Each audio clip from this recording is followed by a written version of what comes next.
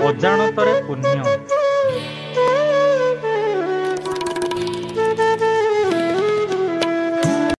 ଏକଦା କାଶୀନାଥ ନାମକ ଜଣେ ଧର୍ମାତ୍ମା ପୁରୁଷ ବାସ କରୁଥିଲେ। ସେ ଏତେ ଦାନୀ ଥିଲେ ଯେ ତାଙ୍କ ମୁହଁରୁ ନାଁ ଶବ୍ଦ ବାହାରୁ ନଥିଲା। ସେ କେବଳ ଦେବା ଜାଣିଥିଲେ, ନେବା ଜାଣିନଥିଲେ।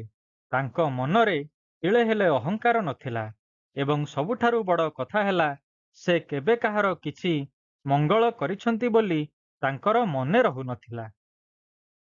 ଯେପରି ସୂର୍ଯ୍ୟ ଚନ୍ଦ୍ର କୌଣସି କାମନା ନ କରି ପୃଥିବୀକୁ ଆଲୋକ ପ୍ରଦାନ କରୁଛନ୍ତି, ଫୁଲ କିଛି ନ ମାଗି ସଂସାରକୁ ନିଜର ସୁଗନ୍ଧ ପ୍ରଦାନ କରୁଛି, ଠିକ୍ ସେହିପରି କାଶୀନାଥ ଶୁଦ୍ଧ ହୃଦୟରେ ସଂସାରର ସେବା କରୁଥିଲେ। କିଛିଦିନ ପରେ ସ୍ୱର୍ଗରେ ମଧ୍ୟ କାଶୀନାଥଙ୍କ ବିଷୟରେ ଚର୍ଚ୍ଚା ହେଲା। ଏହା ଦେଖି ଦେବତାମାନେ ଆଶ୍ଚର୍ଯ୍ୟ ହେଲେ। ସେମାନେ ମନେ ମନେ ଭାବିଲେ, ଗୋଟିଏ ଅଧମ ମଣିଷ ସାରା ସଂସାରର ଏତେ ମଙ୍ଗଳ କିପରି କରୁଛି? ତାକୁ ଡାକି ଆଣି ଏହାର ରହସ୍ୟ ପଚାରିବା ଆବଶ୍ୟକ। ସେହିପରି ଚିନ୍ତା କରି ଦେବତାମାନେ ନିଜର ଦୂତମାନଙ୍କ ସହିତ ଏକ ବିମାନ ପଠାଇ କାଶୀନାଥଙ୍କୁ ସ୍ୱର୍ଗକୁ ଡକାଇଲେ। ସେଠାରେ ତାଙ୍କର ଆଦର ସତ୍କାର କରିବା ପରେ ଦେବତାମାନେ ପଚାରିଲେ, ଏହାର ଜବାବରେ ସେ କହିଲେ, ହେ ମହାପୁରୁଷ, ତୁମେ ସଂସାରର ବହୁତ ମଙ୍ଗଳ କରିଛ। ଏହା ବଦଳରେ କେବେ କିଛି ନେଇନାହଁ। ଆଜି ଆମେ ତୁମକୁ କିଛି ଦେବାକୁ ଚାହୁଁଛୁ। ତୁମେ ଯାହା ଚାହୁଁଛ ଆମଠାରୁ ମାଗିନିଅ। କାଶୀନାଥ କହିଲେ, ମୋର କୌଣସି ଜିନିଷର ଆବଶ୍ୟକତା ନାହିଁ। ଦେବତାମାନେ ପୁଣି ପଚାରିଲେ, କଣ ଏମିତି ବରଦାନ ଦରକାର ଯାହାଦ୍ୱାରା ତୁମେ ଯାହାକୁ ସ୍ପର୍ଶ କରିବ ତାହାର ସମସ୍ତ ରୋଗ ଦୂର ହୋଇଯିବ? କୁହ। ନା, ମୋର ଏପରି ବର ଆବଶ୍ୟକ ନାହିଁ। କେବଳ ଭଗବାନ ହିଁ ମନୁଷ୍ୟ ଜୀବନର ପ୍ରଭୁ ହୋଇପାରିବେ। ମୁଁ ଏତେ ବଡ଼ ଦାୟିତ୍ୱ ନେଇପାରିବି ନାହିଁ। କାଶୀନାଥ ଉତ୍ତର ଦେଲେ, ତୁମକୁ କଣ ଏହିପରି ଦିବ୍ୟ ରୂପ ପ୍ରଦାନ କରିବୁ ଯାହାକୁ ଦେଖୁ ଦେଖୁ ସମସ୍ତେ ଭଙ୍ଗ ପାଲଟି ଯିବେ? ତାହାପରେ ତୁମେ ଭଗବାନଙ୍କ ଭକ୍ତିର ଉପଦେଶ ଦେଇପାରିବ। ସେମାନେ କହିଲେ, ନା, ଯେତେବେଳେ ଅଧିକାଂଶ ଲୋକ ମୋ ପାଖରେ ଜମା ହେବେ, ମୁଁ ନିଜେ ଭଗବାନଙ୍କୁ ଭୁଲିଯିବି। ଉପଦେଶ ଦେବାରେ ଈଶ୍ୱରଙ୍କ ପ୍ରତି ଭକ୍ତି ବ୍ୟକ୍ତ ହୁଏ ନାହିଁ। ସେଥିପାଇଁ ନିଜର ମନ, ହୃଦୟ ସବୁକିଛି ଦେବାକୁ ପଡ଼େ।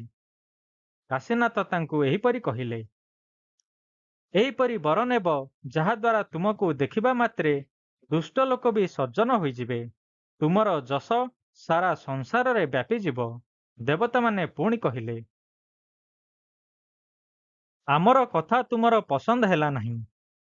ତେବେ ତୁମେ ନିଜେ କିଛି ମାଗ। ଦେବତାମାନେ ଆଗ୍ରହ ବ୍ୟକ୍ତ କଲେ। ମୁଁ ଭଗବାନଙ୍କ କୃପା ବ୍ୟତୀତ ଆଉ କୌଣସି ଜିନିଷ ଚାହେଁ ନାହିଁ। ମୋର ଆଉ କୌଣସି ଜିନିଷ ଆବଶ୍ୟକ ନାହିଁ। କାଶୀନାଥ କୌଣସି ନା କୌଣସି ପ୍ରକାରେ ଦେବତାମାନଙ୍କ ଠାରୁ ମୁକ୍ତି ଚାହୁଁଥିଲେ। ଯଦି ତୁମେ କିଛି ମାଗିବ ନାହିଁ, ତେବେ ଆମେ ଆମ ମନକୁ ଯାହା ଆସିବ ତୁମକୁ ଦେଇଦେବୁ। ଦେବତାମାନେ ଚଢ଼ା ଗଳାରେ କହିଲେ। ଏହି କଥା ଶୁଣି କାଶୀନାଥ କହିଲେ, ହେ ଦେବଗଣ, ଆପଣଙ୍କର ଏହି ଜିଦ୍ ଯୋଗୁଁ ମୁଁ ଏକ ବର ମାଗୁଛି। ଆପଣମାନେ ମୋତେ ଏହିପରି ଶକ୍ତି ଦିଅନ୍ତୁ, ମୁଁ ମୋର ଅଜାଣତରେ ହିଁ ସଂସାରର ମଙ୍ଗଳ କରିବି। ଏହି କଥା ଶୁଣି ଦେବତାମାନେ ଚିନ୍ତାରେ ପଡ଼ିଗଲେ। ବହୁତ ବିଚାର ପରାମର୍ଶ କରି ସେମାନେ କାଶୀନାଥଙ୍କୁ ଗୋଟିଏ ବିଚିତ୍ର ବର ଦେଲେ। ଯେତେବେଳେ ମଣିଷ ଚାଲେ ତାର ଛାଇ ପୃଥିବୀ ଉପରେ ପଡ଼େ ନା?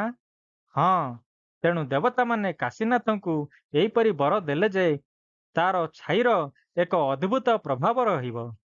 ତା ଛାଇକୁ ଛୁଇଁବା ମାତ୍ରେ ଭୟଙ୍କର ରୋଗ ଦୂର ହୋଇଯିବ।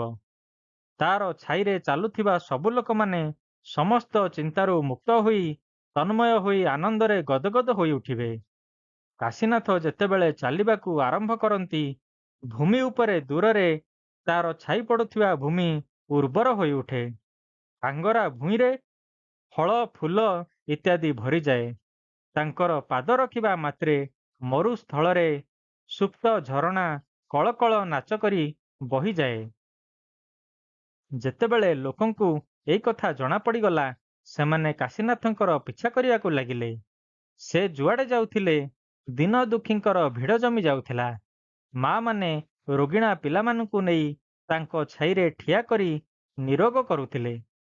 କୋଳରେ ଖୁସିବାସିଆ ସୁସ୍ଥ ଶିଶୁକୁ ଧରି ଫେରୁଥିଲେ। କିନ୍ତୁ କାଶୀନାଥ ନିଜେ ତାଙ୍କର ଛାୟାର ପ୍ରଭାବ ଜାଣିନଥିଲେ। ସେ ଜାଣିନଥିଲେ ଯେ ଅଜାଣତରେ ସେ କେତେ ଲୋକଙ୍କର ପୁଣ୍ୟ କରୁଛନ୍ତି। ଏହି ସବୁ ଦେବତାମାନଙ୍କର ବରଦାନର ପ୍ରଭାବ ଥିଲା। ଏହିପରି ଭାବରେ ଲୋକେ କାଶୀନାଥଙ୍କର ଉପଦେଶ ନ ପାଇ ମଧ୍ୟ ତାଙ୍କର ପରମ ଭକ୍ତ ପାଲଟି ଗଲେ ଏବଂ ନିଜର ଚାଲିଚଳନ ଓ ବ୍ୟବହାର ସୁଧାରିବାକୁ ଲାଗିଲେ।